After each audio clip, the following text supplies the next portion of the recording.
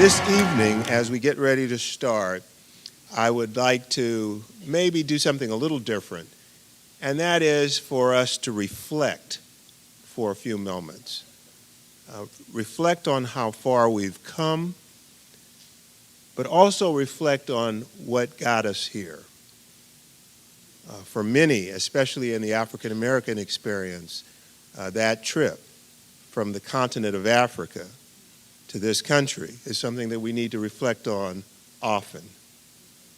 Our experiences once we got here, we need to reflect on that often to give us that energy to go forward. And then I want to just take a second for us to reflect on the things of today, because we know that these are very turbulent times here in this country and around the world. And if we didn't need peace at any point in time, it is now. So I'm going to ask that we just take a few seconds to reflect.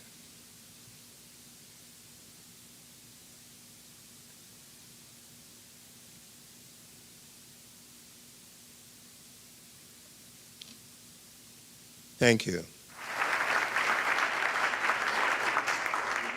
Merritt College prides itself in always having been involved in the community. And when I was asked if I would sit in for Dr. Ambris Galavisa, and I said, of course. It's an honor for me to be here. And it's always also appropriate that we be in a sanctuary, in a church. The Bible states that in the tongue is the power of life and death. And tonight, I know we're going to receive words of life. Words that will inspire us. Words that will push us to the next challenge. Staff is always bringing to my attention, Dr. Sadio, we have problems. My response is, no, we have challenges. It's so good to be here. We're going to have a good time.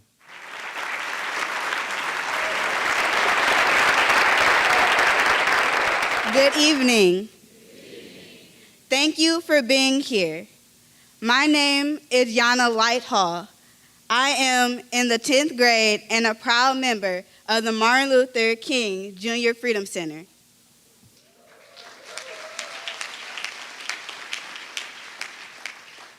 Karen and I want to share some thoughts with you. At the Martin Luther King Jr. Freedom Center, we study the ways of leadership and nonviolence. We learn to use leadership to motivate first ourselves and then others in the movement for change. Nonviolence is vital. In order to have the movement be successful, we must display self-discipline and refrain from hurting those that hurt us. I want to mention something that Dr. King calls the internal and external realm. The internal realm is composed of the character of a person and their culture. It includes literature, language, dance, art, music, rituals, and religion. Character and culture are what makes conduct. Conduct is the habits that we do and how we act. If we act low down, we create a character that is low down. If we act with love and dignity, we create a character that goes up and it grows. By practicing good character, we create a world where we ourselves can live in harmony and with justice. The internal realm focuses on a person's conduct in order to create good character. The internal realm in this society today is overshadowed by the external realm. The external realm includes the things we use to live, our paychecks, jobs, homes, clothes, the material things. Today, there are many things that pull us away and distract us from the internal realm. People seem to think that the shoes you wear or the house you live in are the things that define you. However, if we have a strong internal realm, when we conduct ourselves in ways that benefit the community, we no longer rely on the external realm and understand the importance of the internal realm. In order for these two realms to exist, the internal realm must come first. Thank you.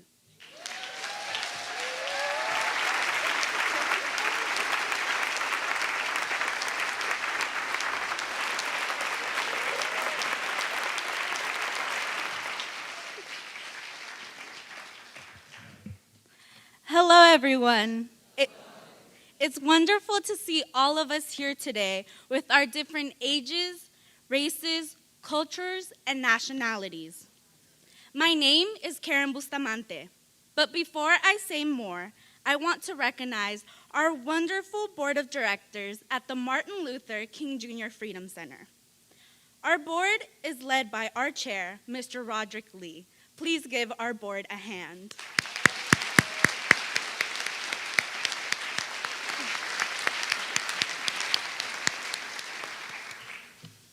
Brothers and sisters, every day we encounter injustice. Racism is real, and we must always confront it at all levels. Poverty continues to grow while a few become richer. Our schools are lacking and are not providing all of their students with an education. The world continues to suffer because of war.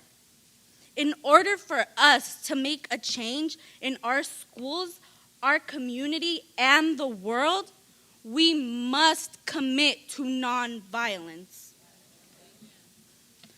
Brothers and sisters, we all have the power to create change. Power is the ability to achieve purpose. To become nonviolent leaders, we must be true to ourselves and to our cause. As advocates of nonviolence, we must improve our thoughts and our spirits as we advance in our journey. We are the ones who need to dedicate ourselves to self-control. We need to hold back our desires to act impulsively or without conscious thought. We have plenty of nonviolent leaders whom we can learn from, such as Dr. King, Congressman John Lewis, and Reverend James Lawson. We become the nonviolent change that we want to see within our community. Through nonviolence, our voices will be heard. If we fight the people who have angered us, then we have lost. If we threaten the people who have infuriated us, then we have lost. We cannot lose this fight. We must stay nonviolent. Too much is at stake, and humanity needs us to be engaged, nonviolent citizens of this world. Brothers and sisters, how will we look to the rest of the world if we cannot solve our own difficult problems? If we continue to rely on nonviolence, we will not only fail to solve our problems, but we would have more of them. Young people, let's keep Dr. King's legacy alive. We must commit to nonviolence, to the truth, to justice. It may sound like a huge responsibility, which it is, but committing to justice includes doing small things each and every day. It can mean public speaking and organizing, but if you're passionate about something like writing, then write a letter to a congressperson, to a senator, to the city council, to the school board. If you're passionate about rapping or singing, then rap or sing about freedom and justice. If you're passionate about art, then make a mural to express the way that your community is hurting due to injustice. This list is endless, my friends. If we want to make a change, let's really commit to nonviolent acts. Let's speak to our elders and really consider their advice. Let's keep fighting for the change that we want to see in our community and around the world. Thank you.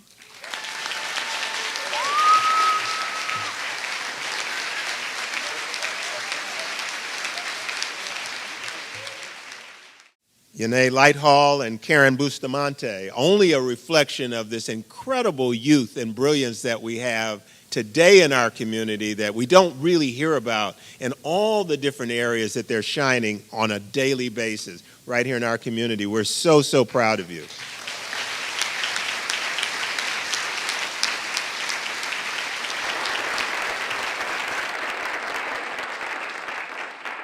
These are young people who have been with me in Selma, and they've marched across the Edmund Pettus Bridge. They've had a chance to meet Congressman John Lewis and all of the foot soldiers and heroes and sheroes of the civil rights movement, and they have come back here to Oakland, California to teach and to educate others about the principles of nonviolence and about the legacy of those individuals such as Reverend Lawson, who really made so many sacrifices so that they could have a shot at the American dream and so they could too rise up and be the next leaders of our world. So I just wanted you to get a chance. You guys say something. Why don't you say something to our congregation, to our audience real quick, okay, because Elihu's not here. Come on.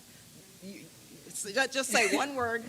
You know, we have to speak in 1 minute on the floor, so you guys can say something in a minute. Just being a part of the Martin Luther King Junior Freedom Center is such an inspirational and changing place to be. Like, we get to learn so much, and we change ourselves, and we teach others about what we've been learning and how much influence it has had in our daily lives. And we just are so thankful for this program and being able to change our thoughts and our mind to be able to change the world. All right.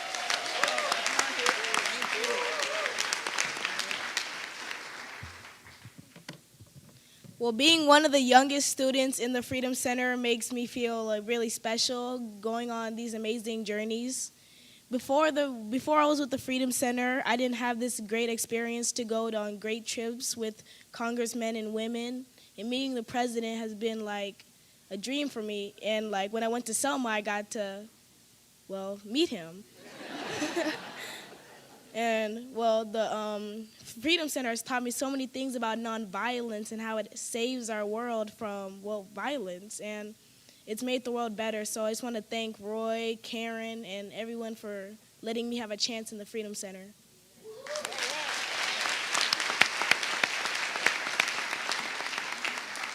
I believe being a part of the Martin Luther King Jr. Freedom Center has really helped me open my eyes to see the challenges people face every day and to be inspired by leaders, past leaders who have helped us create the path. And it helps us realize that the path isn't done yet. We still have to create that path and keep on going.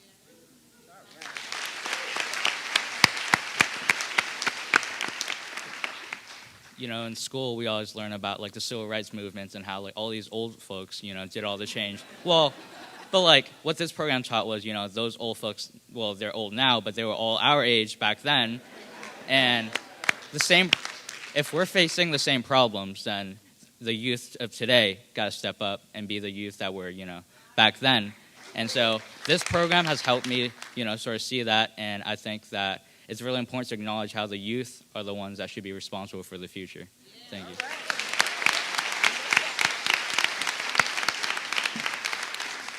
As Jack said, it's really important to know that the youth are at the core of all of these revolutions and are at the core of what we want, which is justice. And something on the trip to Selma that Miss Dorothy Cotton told us was that she was not ready to pass on her torch. She said she would hold on to it until the very last day that she could. She said, "I will help you light your own torch, but I won't give mine away. So it's, yes, exactly. So it's very important for us to know that we have those torches and that we are the future. Thank you.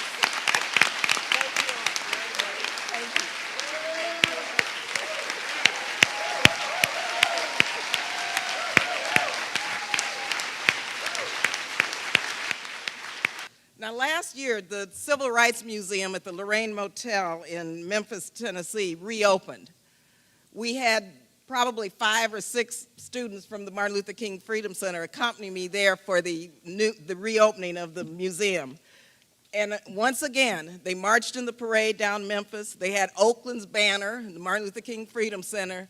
And the next day, on the front page of the newspaper, the headlines, Oakland students from the Martin Luther King Freedom Center come marching and come participate in the opening of the Civil Rights Museum. So they make us very proud. They're doing quite a job, quite a job. And so this is really about our young people. It's about our youth. Many of our students have traveled to Ferguson.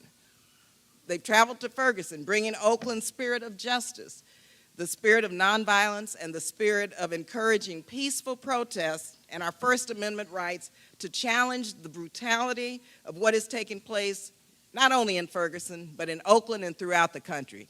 And so these young people are on the ground, wherever they need to be, helping and organizing and teaching and really being part of that change throughout the country. And once again, given what I'm dealing with in Washington, D.C., Keith, with the Tea Party and all the budget cuts and, you know, the fact that they won't let us reauthorize the Voting Rights Act 50 years later, and all of the Great Society programs such as Head Start, Higher Ed Act, Medicare, Medicaid, Section 8, HUD, all of these Great Society programs that have lifted people out of poverty. Now, of course, you know who wants to cut them. Well, that's what I have to do each and every day, fight and try to beat them back. But I come home, I come home to my young people and to my community, and that's what keeps me going. And so I just want to thank all of you and our young people for giving me the chance to do that.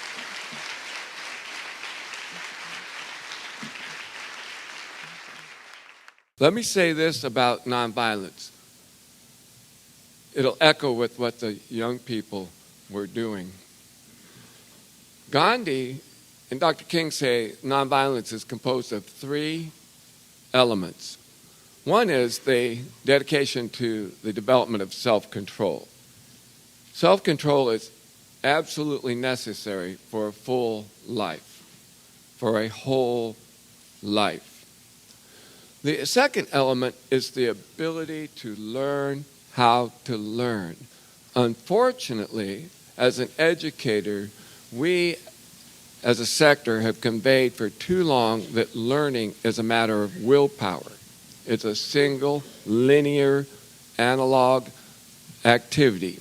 Well, actually, learning is a very intricate process that involves the neurological system, our chemical system, our electromagnetic system, our bodies and all of its senses and our experiences. So there's a pre-learning that takes place called learning how to learn. Once you learn how to learn, you're pretty much able to figure out life.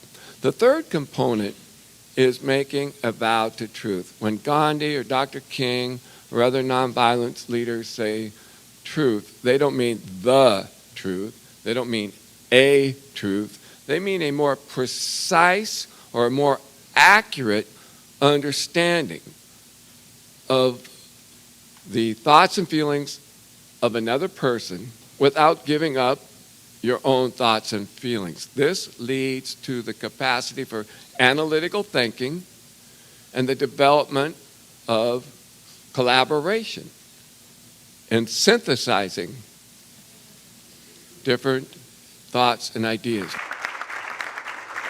Jim Lawson doesn't lead by pontificating. Jim Lawson didn't lead and doesn't lead by talking the talk without walking the walk. Now, in this day of Google and Wikipedia and every other device you can use to be able to find out about a person, I ask you to do that because this is an amazing man. That "I am a man" for the young people in the house is as important a statement, as important an identification as hands up, don't shoot. Let's put it into context. The young man who talked about all of us old folks who were young back in the movement. I love that. I love that. I loved hearing everything those young people said. And that one really rang true because many times we're looked at as we are now, not as we were then. And I'm blessed to have had the opportunity to see Pastor Lawson as my pastor and man of God. But Pastor Lawson, I never told you. Every time I turned around, I saw something with Jim Lawson in it. So here I was in college, and they were teaching on civil rights, and there was Jim Lawson. And then I was in law school here at the University of California at Berkeley. They talked about ethics, and once again, there was Jim Lawson. Everywhere I turned around, up to very recently, I was watching for the third time Eyes on the Prize, the whole shebang bang. I watched it all over again. What an amazing series. And who should I see in Eyes on the Prize but Reverend Jim Lawson? So this is a man who's lived an amazing life. We're blessed to be in the presence of such an amazing human being. But I want you to appreciate who you have before you. This man is the king, in my opinion, of nonviolent resistance. Pastor Lawson. I want to tell a story tonight because I don't know how many of you understand it, but the movement of the 50s and 60s, especially around what I call the Black Freedom Movement, what some historians have called the Second American Revolutionary Period,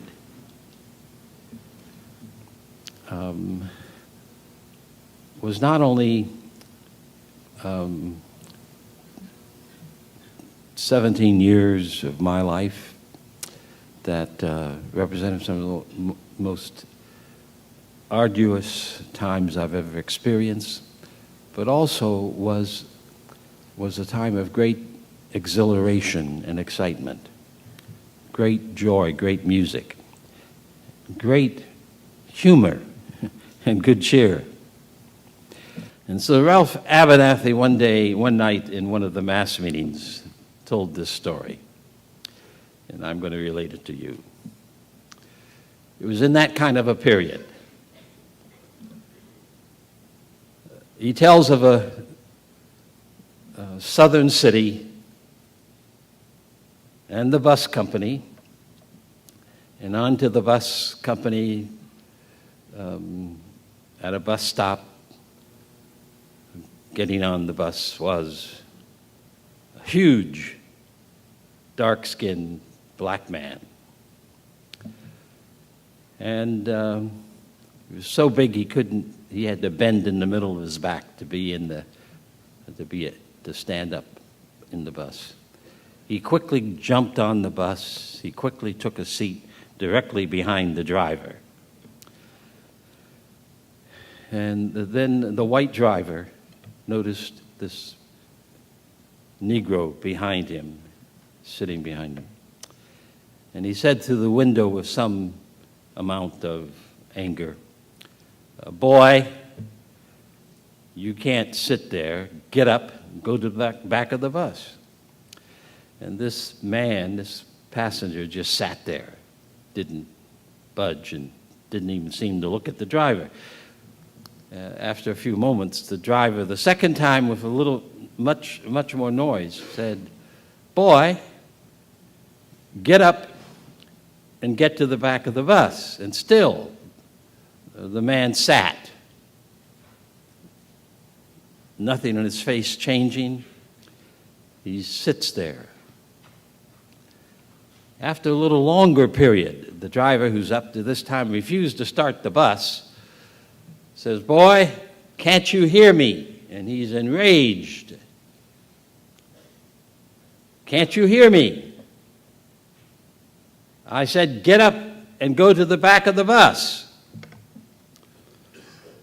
And the man still sat there for a few seconds quietly.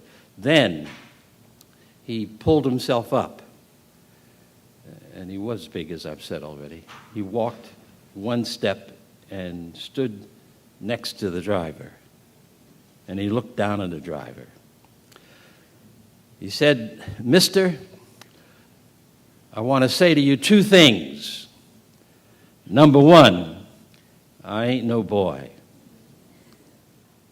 And number two, I ain't one of them non-violent Negroes.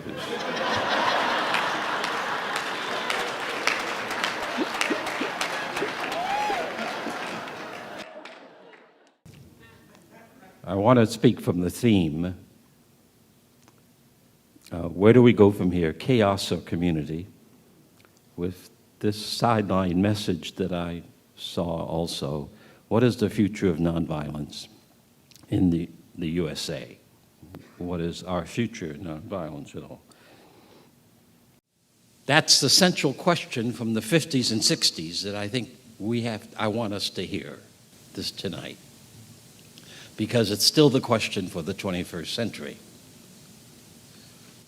We have come a long way, as Brother Carson has said, but we have a long, long, long, long way yet to go.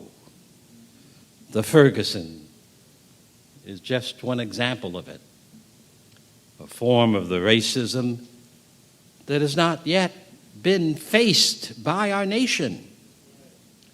The violence towards ordinary people, the slave, the Indian, the Mexican, women across our history. And it's not a violence that is discontinued or that we have stopped. I think of Mary Dyer, who was hung on the commons of Boston, Massachusetts, somewhere around 1659. And the women who were called witches and hung and burned. So the business of violence, as we have become the USA, is as much a part of our history as the name of the country, the United States of America. We have not dislodged that violence.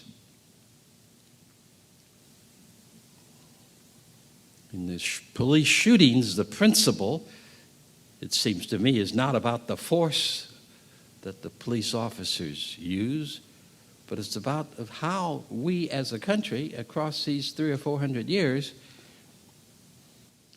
can claim to be who we are, and yet a completely unarmed 12-year-old boy or 19-month-old baby, this happened in Los Angeles several years ago, can be shot by the police, and we the people let it happen, and nothing happens to begin to dislodge and dismantle that kind of despising attitude in the United States, that a resident unarmed can be shot by the police.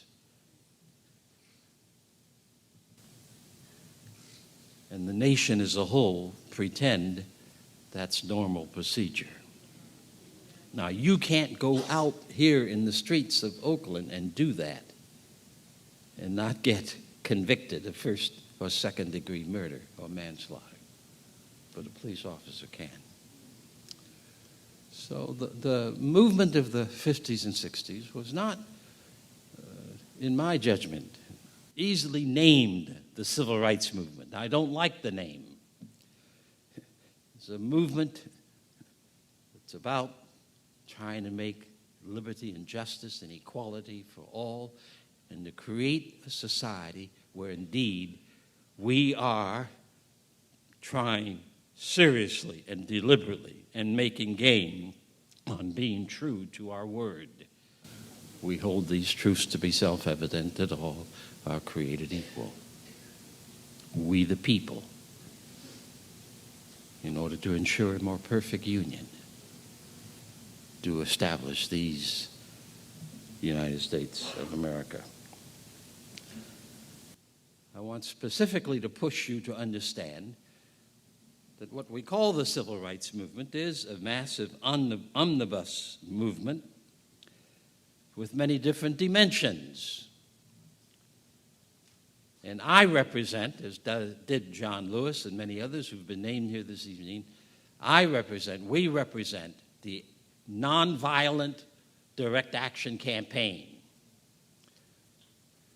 And we said something like this, that it's not enough to have legislative decisions. It's not enough to have legal decisions that clean up the Constitution. We, the people, must organize ourselves in such a way that we go into the streets and we engage in direct action, sit-ins, boycotts, kneel-ins, wade-ins, lay down issues, picketing of all kinds. We go in fact, in a sense, to the enemy camp with a strategy that's the purpose of dramatizing not simply our protest, our dissent, but dramatizing the fact that it is time for people to wake up and for the changes to be made that must be made. That's the notion of nonviolence.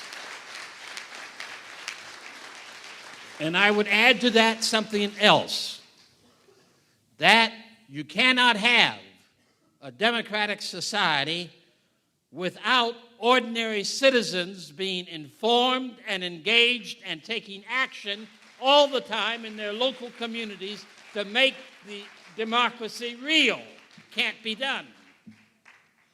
Cannot be done. A democratic society, from my perspective of study and reading, requires an engaged people. And every person has to see himself or herself as one of those who's so devoted to a better society, to doing things justly and truly and beautifully, that they themselves understand what the issues are of their neighbors and they are willing to identify themselves with all their neighbors. That's a part of the power of the nonviolent approach. So, the nonviolent perspective that began with the Montgomery bus boycott in 1955, but every year after that, for 20 years, there was a major campaign that basically pushed the envelope for change in the United States.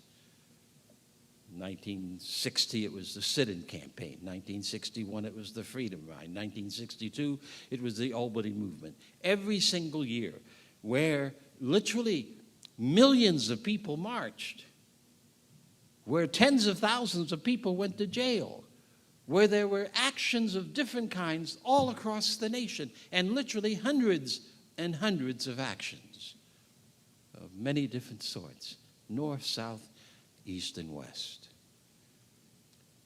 And I describe to you for one single reason. That is, if our nation, this 315 million people, are to know a future that is full of justice and peace and hope, that kind of campaign must happen again in the 21st century.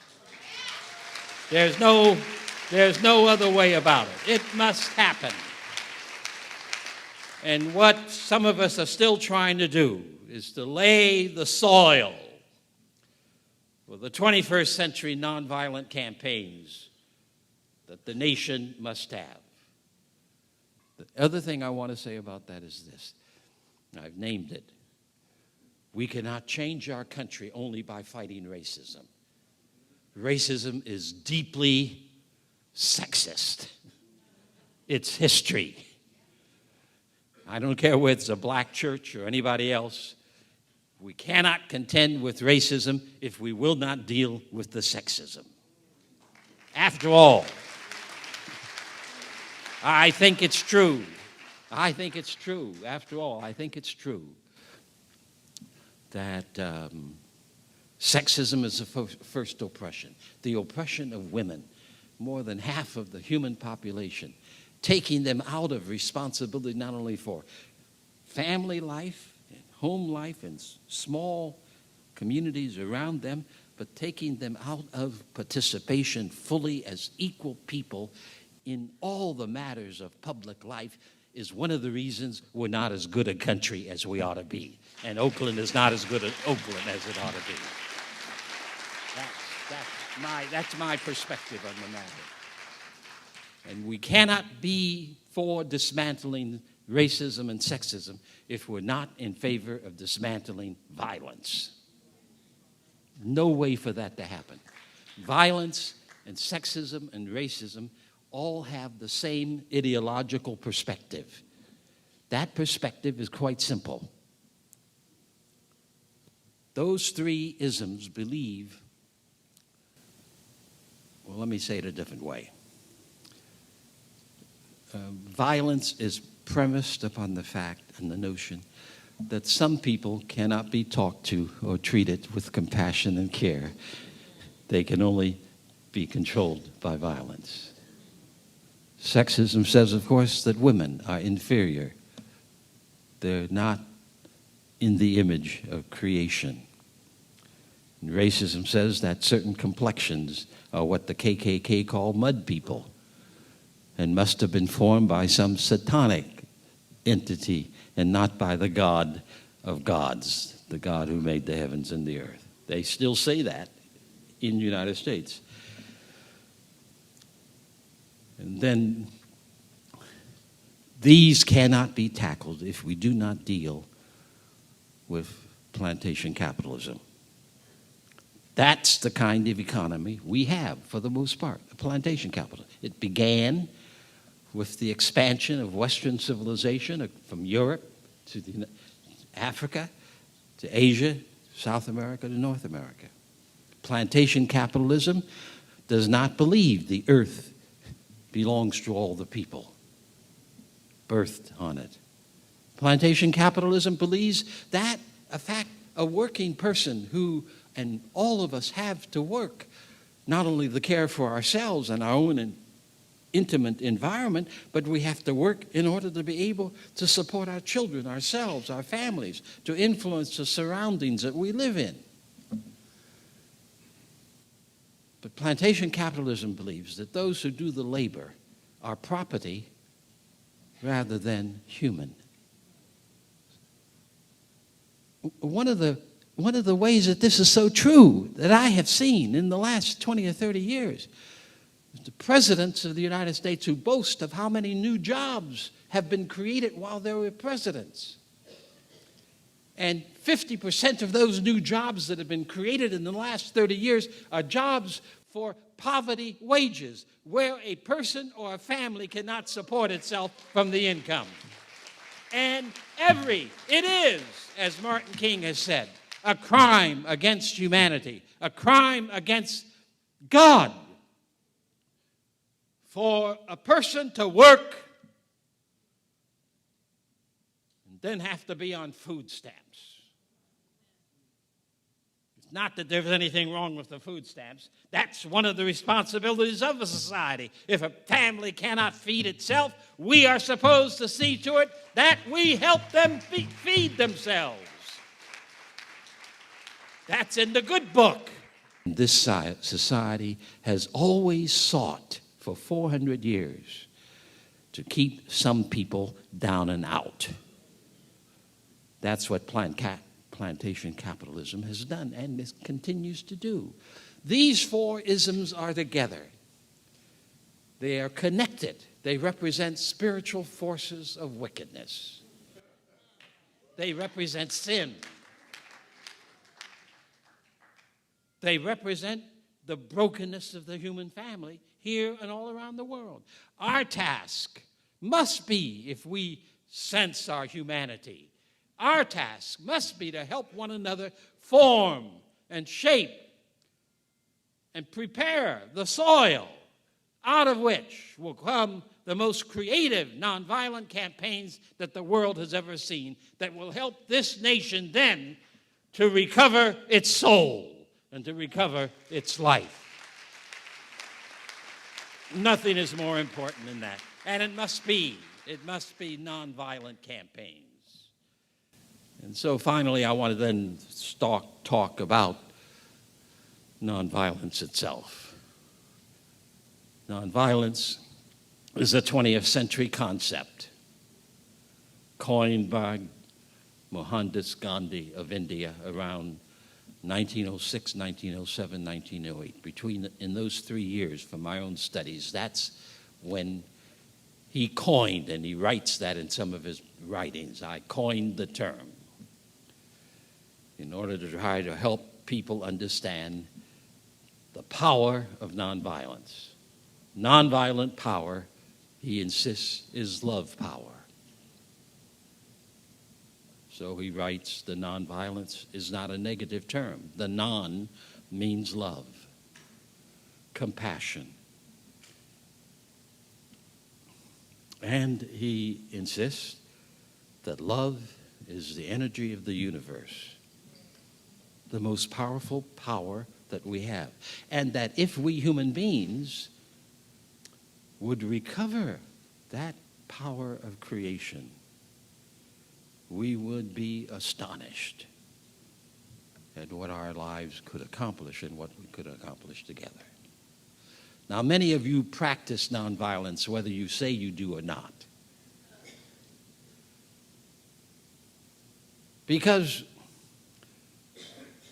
we black people in the United States formed a song called the Negro Spiritual. And I have gone through some 8,000 Negro Spiritual pieces. That is the first sentence or a middle line or a last line. More than 8,000 fragments that are still. We don't know we don't know the melodies and whatnot. But these were songs composed by slaves in the field and in the plantations. And in those songs, you will find no word of retaliation or hatred. In those songs, go grab some of the books that are available. In those songs, there's always the effort for them to stay alive and to keep their souls intact. So today, for an example, there's no black leadership that calls for retaliation or revenge. Can you imagine that? After 100 years of lynching, after all the shootings of black folk by police officers around our own country, you will not find in the black community a set of leaders who have any kind of leadership or following who call for revenge or retaliation.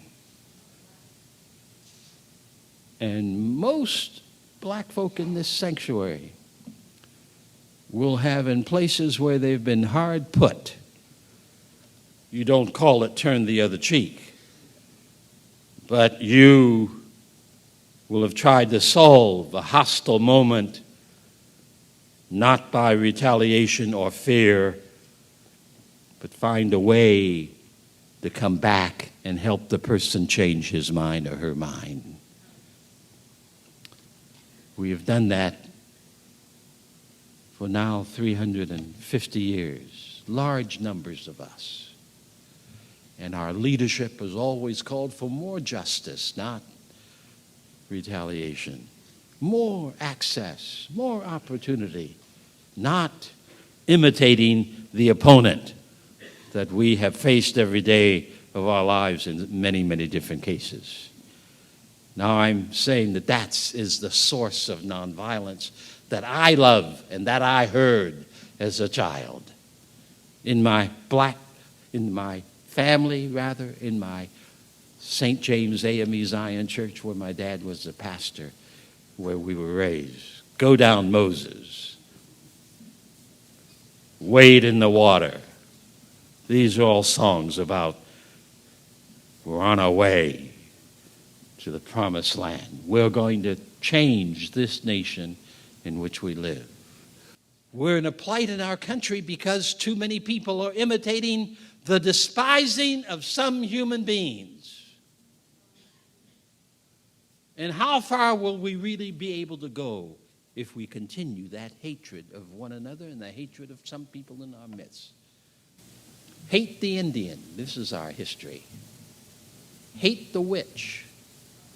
Hate the slave. Hate the black person. Hate the Mexican American.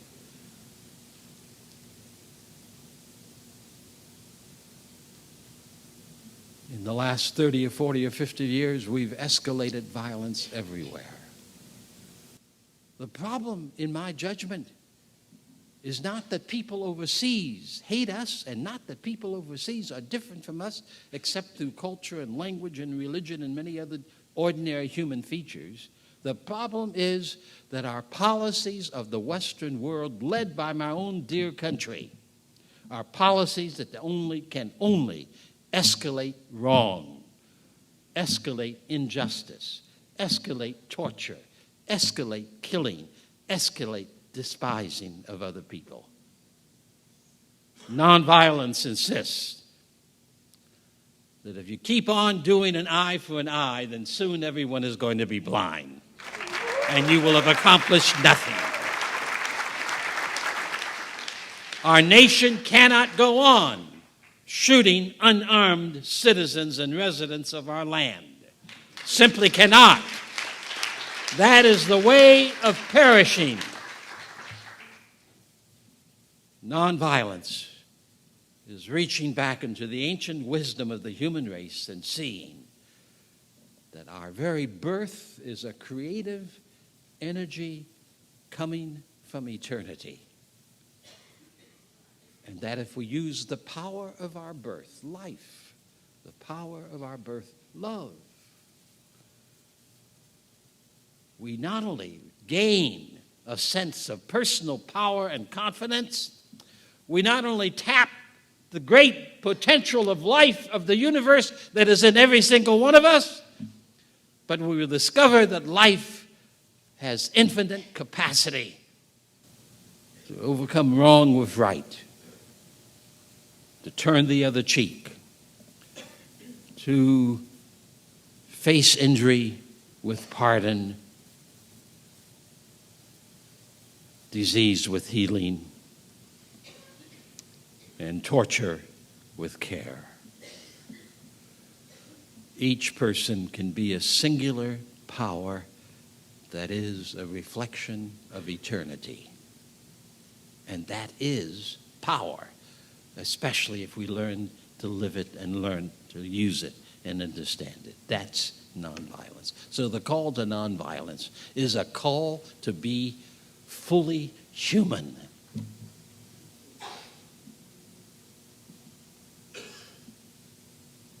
To be yourself in all the spectacular ways that's true.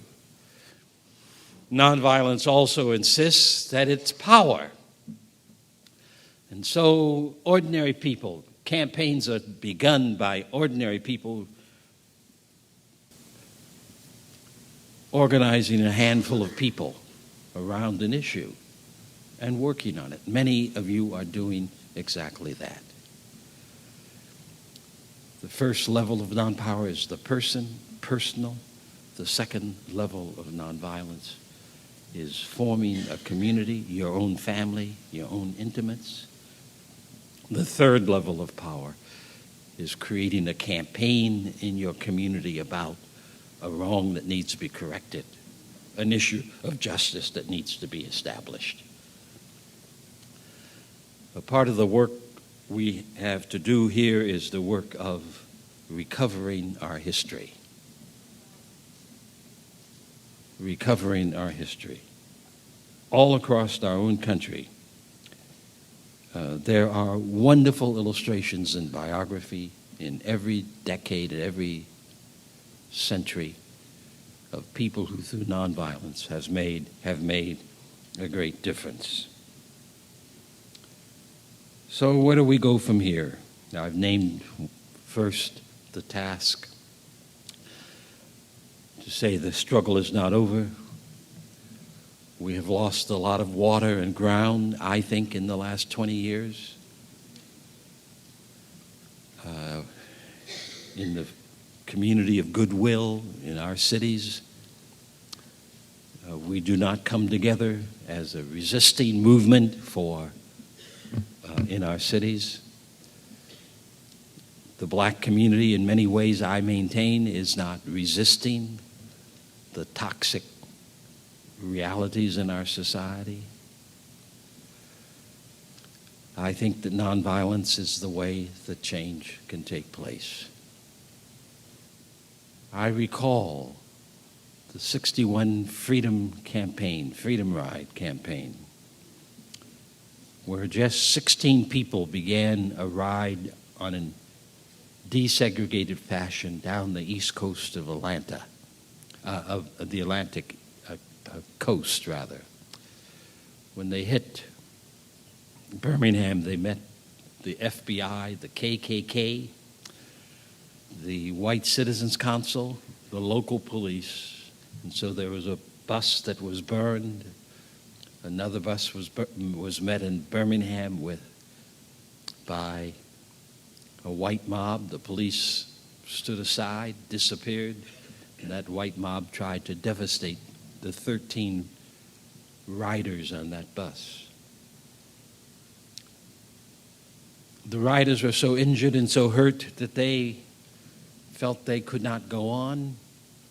They wanted to, so they decided to stop the ride in Birmingham.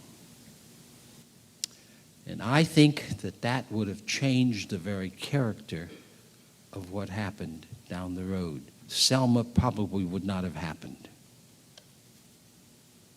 The Freedom Summer probably would not have happened. Because Gandhi taught me, at least, and I taught many people the same thing, that when the enemy uses violence against you, then you need to stand still and evaluate what's going on and see then if you can strategize not to let it stop you. To go under it, around it, through it, over it, but systematically figure out what that moment brings and how you can continue the campaign. And so we in the Nashville movement, not just our students, but our pastors and others, housewives and what who were there, we had a long heart searching. We had followed the Freedom Ride. We were convinced that it was an important tactic. We were convinced if we let that violence stop a peaceful assembly, it could well spell the end of the emerging movements. And so we in Nashville picked up the ride. We had a long, long discussion. And we decided that we could not let the enemy stop a legitimate campaign. That was a decision that was made. It's not clearly in the history books because I've read a number of the reports about it. But we decided we cannot allow the enemy to stop a legitimate campaign to go forward. And so we decided we will recruit among ourselves volunteers and we will pick up the ride at Birmingham. We will send people to Birmingham who will then ride the bus to Montgomery and take the bus to Jackson and elsewhere. And that meant that we set out a call for people to come and join the ride. And it meant that the Kennedy administration that had wanted us to stop anyway was outraged that we continued, but we continued anyway.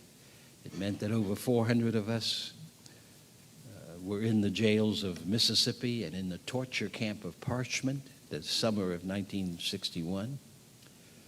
But as a consequence, the task of desegregating America took another step forward.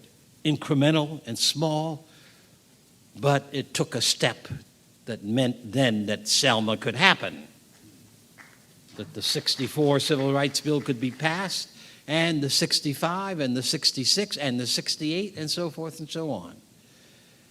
Now that's the power of people. Now I want to say to you something that's very hard. That is this. Poverty and racism and economic inequality, plantation capitalism is alive and well in the United States because too many of us passively consent to them. Too many of us. We have to come to the place in the deep of our own souls and with one another where we say something like this: for the rest of my life, I am not going to knowingly support or participate in racism, sexism, violence, or plantation capitalism. I'm going to withdraw my cooperation. Nonviolence knows that we can have a better world, a better Oakland, a better nation. But it will begin to occur in much greater impact when ordinary people like you and I, we in this sanctuary, determine in Oakland that I no longer laugh at those people who say I'm nonviolent. I will no longer applaud the little violence of cursing at another person or abusing another person or carrying on with my children in a way that's wrong. I no longer will participate in the harassment of women. I will let my life be a singular life that seeks to be the revolution we must have. Martin King laid it on the line to the nation. Where do we go over here? Chaos or community? He said, coexistence or non-existence. Coexistence or annihilation. So I urge sisters and brothers that we understand the movement of the 50s and 60s as the great expansion of the discussion of freedom in our midst, and did bring great personal change and social change and legal change and legislative change and community change. And I invite you to join the Martin Luther King's Freedom Center. Join these young people who are engaged in such a marvelous way for the change of themselves and the change of their community and the places where they work and live. I invite you to join the center. I invite you to join the center by deciding I'm going to be a part of the nonviolent campaigns that will make America for me and America for every boy and girl everywhere in our land. It can be so. Let us make it so.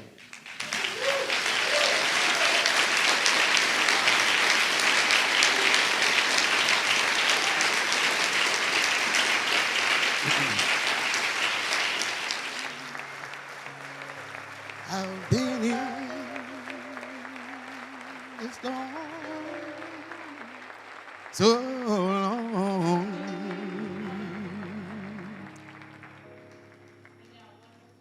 I've been in the storm so long, but I tried to make heaven my home.